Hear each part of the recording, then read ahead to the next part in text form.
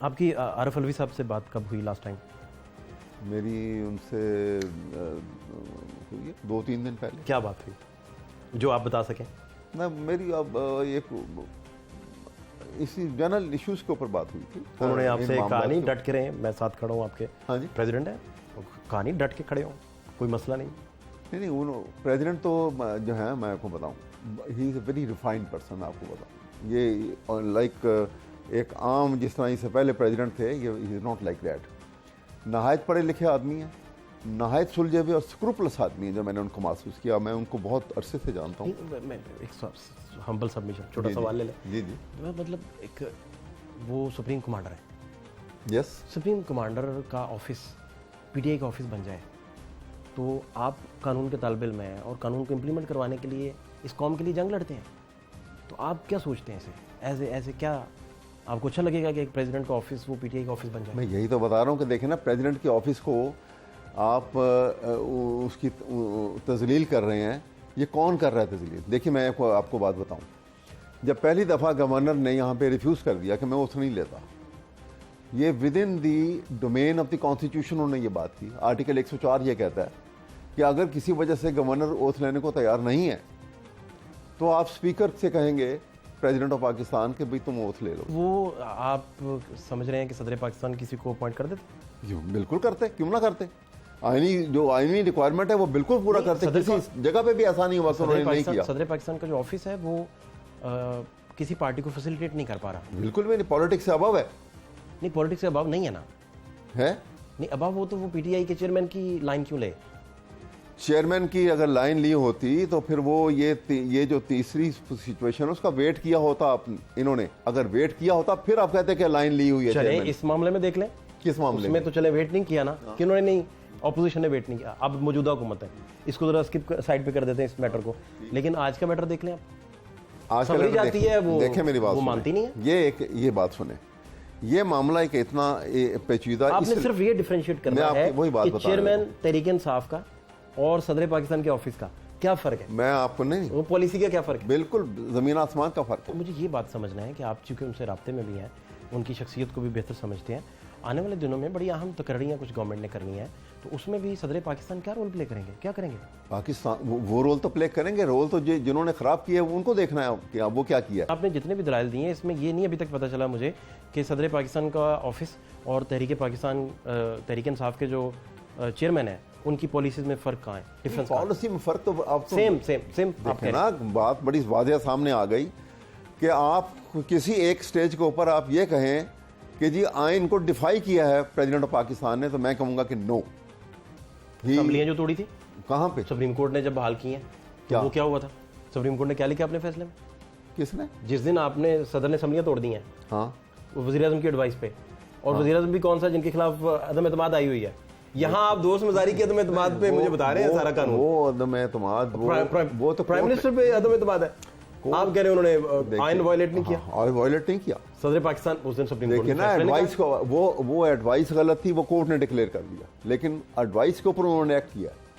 President का काम तो ये था कि जब एडवाइस हो गई, जब एडवाइस नल एंड वाइड हो गई, वो तो बाद में हो गई ना, प्रेसिडेंट की खत्म हो गया ना, खत्म हो गया ना, तो खत्म हो गया ना।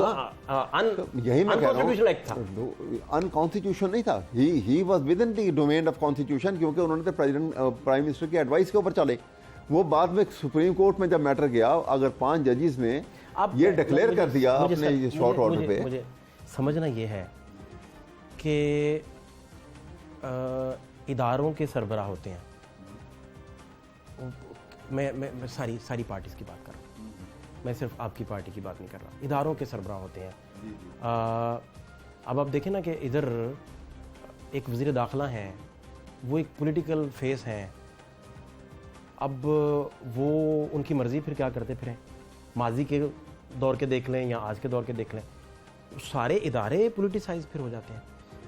अब कासिम सूरी साहब, आपके चेयरमैन साहब जो प्राइम मिनिस्टर थे, आपके अलवी साहब, ये सारे पार्टी को रिप्रेजेंट कर रहे हैं, इनके एक्ट्स बता रहे हैं।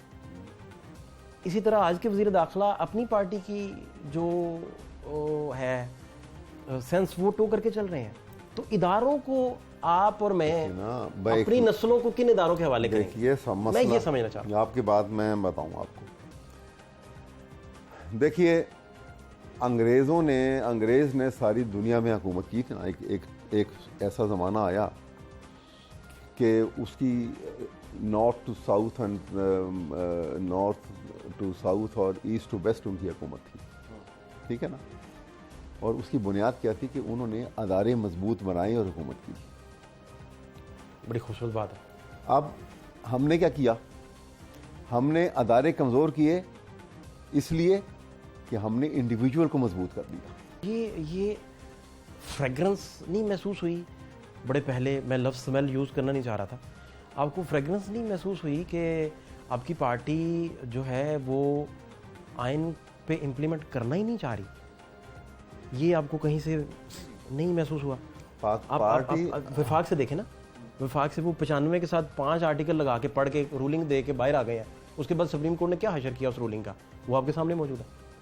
तो इसका मतलब है कि पार्टी जो है वो किसी भी जगह, अब बुज़ार साले मसले में देख लें, देखिए कॉन्स्टिट्यूशन की हुर्मत जो है उस पर क्वेश्चन, यही मैं बात कर रहा हूँ। मैं तो पहली बात ही मैंने की है कि देखिए, जो गलतियाँ हुई जिससे भी हुई, हमारी पाकिस्तान में रहते हुए पाकिस्तान की साल्वेशन एक ही चीज़ में है कि पाकिस्तान के आइन को मजबूती से पकड़ लें। कौन पकड़े? सब मिलकर पकड़े। वो तो इलेक्शन नहीं करवा पा रहे।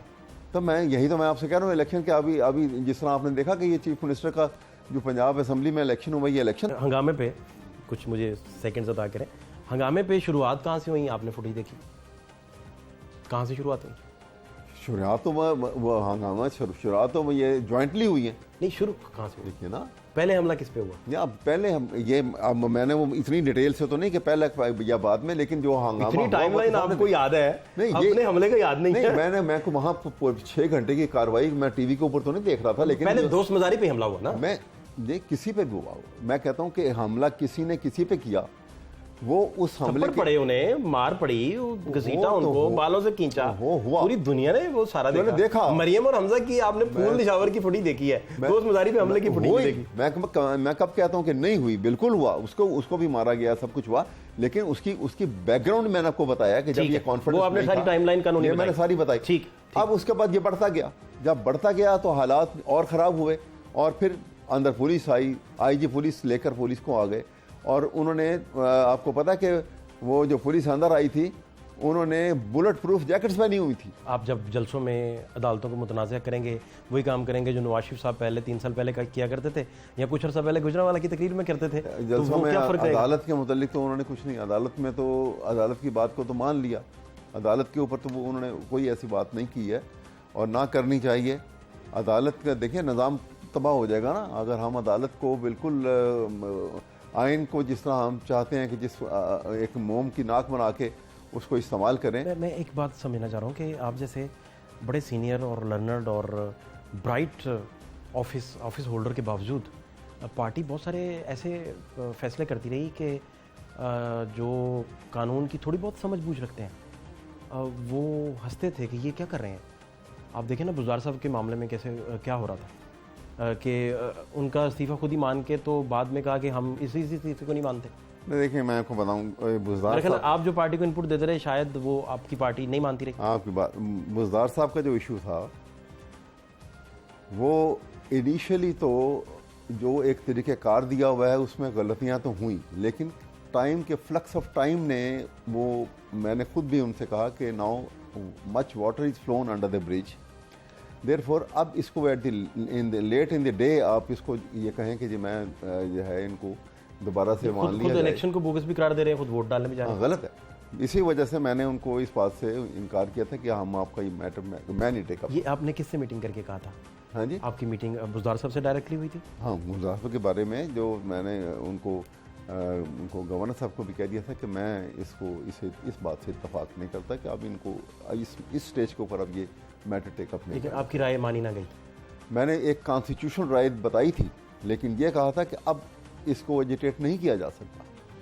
ये राय उस वक्त कायम थी कि जिस वक्त अभी इलेक्शन के लिए नहीं गए थे, अगर तो उस वक्त जिस तरह इनके नून लीग की लीडरशिप ने एक प्रेस कॉन्फ्रेंस की थी, आपको याद होगा, उसके अंदर इनके वो जो थे राना सनाउल्लाह थे और ये थे साद रफ़ीक, इन्होंने प्रेस कॉन्फ्रेंस की थी और प्रेस कॉन्फ्रेंस में कहा था कि ये गैर आइनी तरीके से उनसे इस्तीफा लिया गया, ये इस्तीफा नाकाबिल कबूल। साद रफीक साहब ने इस्लामाबाद में की थी और राना साहब ने इधर पंजाब में की थी। बाकायदा दोनों पंजाब में निकल आए थे सारे रातों रात फौरी, उस वाक़े के बाद मुझे याद है। हाँ, उन्होंने कहा था कि ये आपने एड्रेस प्राइम मिनिस्टर को नहीं करना था और ये आपका कि ये गैर आइनी है, इसको ये गैर आइनी इनका इस्तीफा लिया गया हुआ है, ये हम कबूल नहीं मानते नहीं है। लेकिन वो बात दुरुस्त थी। आइन के उसमें 93 सुप्रीम कोर्ट की भी एक डिटेल जजमेंट है जिसमें आइन के में इस्तीफे का तरीक़ेकार दिया हुआ है। लेकिन आप जब उम्मीदवार के तौर पे, नहीं मैं आपको बता रहा हूँ ना कि मैं इसीलिए आपसे कह रहा हूँ कि अब वो मैटर को हमने एटलीस्ट मैंने तो बिल्कुल कह दिया था कि मैं इसमें I can not be party to it, कि इनको दोबारा रिस्टोर करने की ज़रूरत नहीं है, वक्त गुजर गया। उसमें लीगल जो मसला आप समझाना चाह रहे हैं वो ये था कि एक तरफ ये इस्तीफा दे चुके हैं, दूसरी तरफ ये इलेक्शन का हिस्सा बन चुके हैं, तो इसे अदालत में इस चीज़ को साबित करना नामुमकिन हो गया। बिल्कुल, वो इलेक्शन 3 तारीख को भी गए वहाँ पे वोट डालने के 16 को भी गए, फिर 16 को भी गए, हंगामा भी उनके सामने हुआ वहाँ पे सारा। तो ये बुज़दार साहब की स्ट्रेटजी गलत थी, ये गलत, और इसका आइन में दिफा मुमकिन नहीं था। इसलिए वो मैंने इसलिए ये कहा था कि इसको अब एजिटेट करने की ज़रूरत नहीं है। ये बात अपनी जगह दुरुस्त है कि इस्तीफ़ा का लेने का या देने का तरीक़ेकार गलत था, लेकिन with the flux of time इसको अब एजिटेट नहीं। तो आपकी इतनी बोल्ड और सीधी राय पे बुरा नहीं मनाया गया कि आप ये क्या कह रहे हैं? नहीं, मैं तो जब भी बात जो महसूस करता हूँ वो ज़रूर बोल्डली कह देता हूँ। यानी कि आप कह रहे हैं कि वज़ीर-ए-आज़म को उस दिन असेंबली डिसॉल्व नहीं करनी चाहिए थी? हाँ जी, असेंबली डिसॉल्व वज़ीर-ए-आज़म को नहीं करनी चाहिए थी। वो गलत हुई ना, कोर्ट ने उसको डिक्लेयर कर दिया। शेख रशीद साहब से क्यों नाराज़ है? आपका मैं सुन रहा था उस दिन आपने। मैं नाराज़गी मेरी किसी से नाराज़गी नहीं, लेकिन मैं उनके हिस्टोरिकल पर्सपेक्टिव में ये बात कर रहा था कि आप देखें जब वो परवेज़ मुशर्रफ के साथ थे तो लॉयर्स मूवमेंट के ज़माने में किस किस्म की बातें जो हैं वो क्या क्या उनको खुश करने के लिए करते थे। और आपका बड़ा उसमें कंट्रीब्यूशन है बुकला बहाली तहरीक में आपका। हाँ, मैं इसलिए मैं कह रहा था कि देखें मेरे नज़दीक आपने उनके उस दौर के स्टेटमेंट्स भुलाए नहीं अभी। मेरे नज़दीक फाइनेंशियल करप्शन से बहुत ज़्यादा ख़तरनाक जो है वो इंटेलेक्चुअल करप्शन है। इंटेलेक्चुअल डिसऑनेस्टी जो है ये कौमों को तबाह कर देती है। आपकी पार्टी में इस वक्त कौन कौन इंटेलेक्चुअली करप्ट है आपके ख्याल में? अब ये मैं इसकी डिटेल में तो यहाँ पे अब जा